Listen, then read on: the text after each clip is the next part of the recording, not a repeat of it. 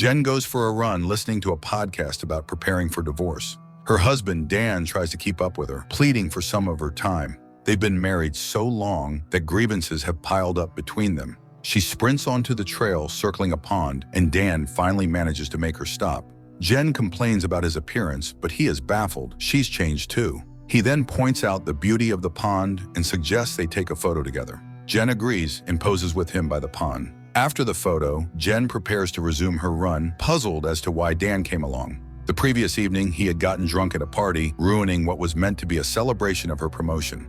Her colleagues were shocked by his behavior, especially since he managed to hit on even the elderly accountant. Remembering this, Jen starts running again, with Dan trailing behind. Soon, he loses his rhythm and slows to a walk. While Jen pushes herself hard along the forest path, she notices a hooded man standing with his back to her at the side of the trail. She doesn't pay him much attention and hurries on. Meanwhile, Dan feels a sharp spasm in his head. Jen also hears a high-pitched sound and stops in her tracks. After a moment, everything returns to normal. Dan continues walking and Jen resumes jogging, eventually reaching the starting point of their run, but Dan isn't there. She stops and looks around. Dan, meanwhile, is stumbling through the bushes, breaking into a sluggish jog when something collides with him. He complains but finds no one around when he looks back. Bewildered, he scans the area. Jen hears strange noises as well. Dan eventually comes across a barrel on the roadside. The water inside is stagnant and full of trash, with a pair of headphones floating on the surface. Headphones just like Jen's. At that moment, Jen appears, insisting she has something strange to show him. Dan runs after her, but quickly runs out of breath. He begs her to stop and listen to his apology. He admits she's right. There are many paths they could take in their marriage. But Jen points to a sign marking their starting point and notes that the trail itself is missing. Dan suggests there might have been 2 signs, but Jen doesn't recall another one. She starts running again, and Dan tries to keep up, pleading with her to stop because his head hurts. She only speeds up. Eventually, they stop by the sign again. Dan counts that they've gone around the trail 4 times, but Jen insists they've only completed 1 loop, yet the trail is still gone. Dan searches the nearby bushes, but nothing changes. They begin to realize something is very wrong. Every time they circle the pond, it feels as though they are starting over. Dan proposes they split up and head in different directions. Jen agrees. Before parting, Dan apologizes to his wife. He admits that their long marriage sometimes drives him crazy, but he still loves her deeply. Jen leaves. She soon finds herself at a sign forbidding swimming and looks around. Nothing changes. The same thing happens to Dan. He finds no turnoffs leading back to the city. They both try to reassure themselves, hoping everything will be fine.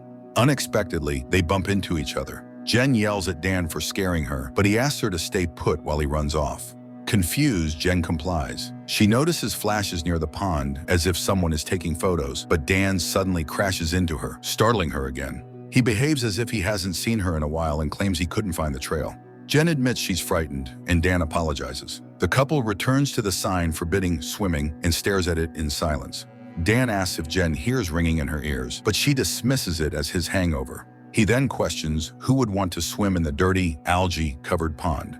Jen agrees, saying she hasn't seen any swimmers either, but then why is the sign there? Jen speculates that the sign might be the reason no one swims there and asks Dan to remove it. He tries to pull it out of the ground, but fails. Then, Jen decides to call someone. As she pulls out her phone, her headphones fall to the ground. However, she quickly realizes there's no signal. Dan also checks his phone, confirming there's no network coverage. They follow the trail, hoping to find reception, but it's futile. Soon, the couple passes by the barrel with the putrid water again, but Jen insists they keep moving. They run and run until suddenly they see a man in a hooded jacket standing with his back to them. Startled, they turn and run in the opposite direction. Once again, they find themselves at the no swimming sign. This time, Jen notices a pair of headphones on the ground. She picks them up and looks at the 2 identical pairs in her hands, confused. Frustrated, she lashes out at Dan, accusing him of orchestrating some elaborate prank to get back at her for being angry with him the previous night. Dan asks how he could possibly have moved the trees around, but Jen refuses to listen, demanding he stop messing with her. Dan then suggests they cut through the forest directly. They trudge through the undergrowth for a long time until Jen grows tired. They should have come across something by now. This isn't an isolated wilderness, but there are no houses, no people, no signs of civilization. Eventually, Dan asks for a break. At that moment, Jen begins hearing the ringing in her ears as well. Dan chuckles, pointing out that she doesn't even have a hangover. Jen suggests they try to remember the highway that runs near the park, but neither of them can determine which direction it's in. Dan attempts to start a conversation, but Jen dismisses it as inappropriate, her mind filled with violent thoughts of stabbing him in the neck. She finds him useless. He snores, doesn't take care of himself, and has bad breath. She can no longer tolerate it. Stunned by her honesty, Dan reminds her that they've been together for so long and everything always feels the same, as though they're stuck in a dream.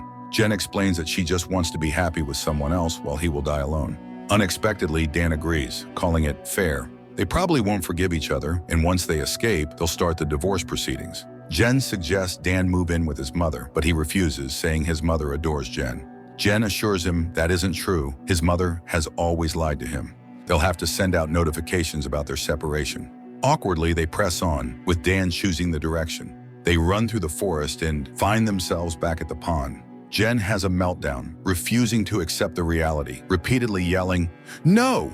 They both take off running and soon find themselves at the sign again. Jen screams in frustration, while Dan begins to laugh, convinced it must be some cruel joke. After some time, they sit on the ground, unable to decide what to do. Suddenly, they hear a man's voice ordering someone to run, but there's no one around. Dan tries to make sense of it, while Jen calmly states that someone must be advising them to run. The couple continues along the trail. They see the hooded man again, but this time he runs off into the forest. They give chase and catch up to him, finding him standing with his back to them. Summoning their courage, they approach, bombarding him with questions, but he doesn't respond or turn around. Jen urges Dan to talk to him, but Dan hesitates. He throws a small rock at the man, but the figure doesn't react. Jen then taps him on the shoulder before quickly retreating behind Dan. Suddenly, another hooded figure runs past them, and the first man finally turns around, shouting at them to run.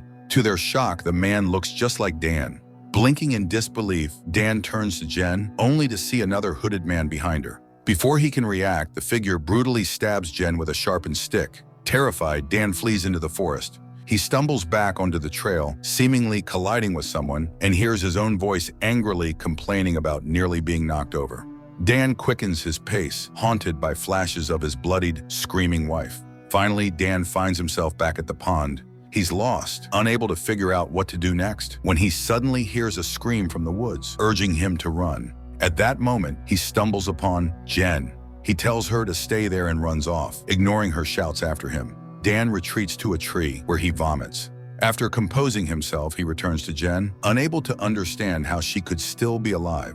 Eventually, he suggests they head in a different direction, and the puzzled woman follows him. They walk for a long time, only to arrive once more at the familiar no swimming sign. Dan wonders aloud who would swim in such a filthy pond. Jen counters that people might if the sign weren't there, and she picks up a tangled mess of headphones from the ground. However, her own headphones remain securely in her pocket. Dan notices that this Jen's shoulders are sunburnt and suggests calling someone, but there's still no signal. Frustrated, he walks off down the path, with Jen trailing behind him. As they walk through the woods, Dan suddenly turns to Jen, promising not to lose her and assuring her that they'll make it out.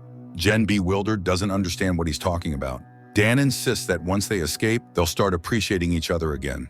Out of nowhere, another Dan appears, striking the first Dan on the head with a stick and running off to vomit nearby. This new Dan angrily complains that Jen never told him how terrible his hair looked. Jen, utterly confused, complies when he asks her to remove the sweatshirt from his double. As she does so, she accuses this Dan of being clueless about the fact that she comes from a different time loop.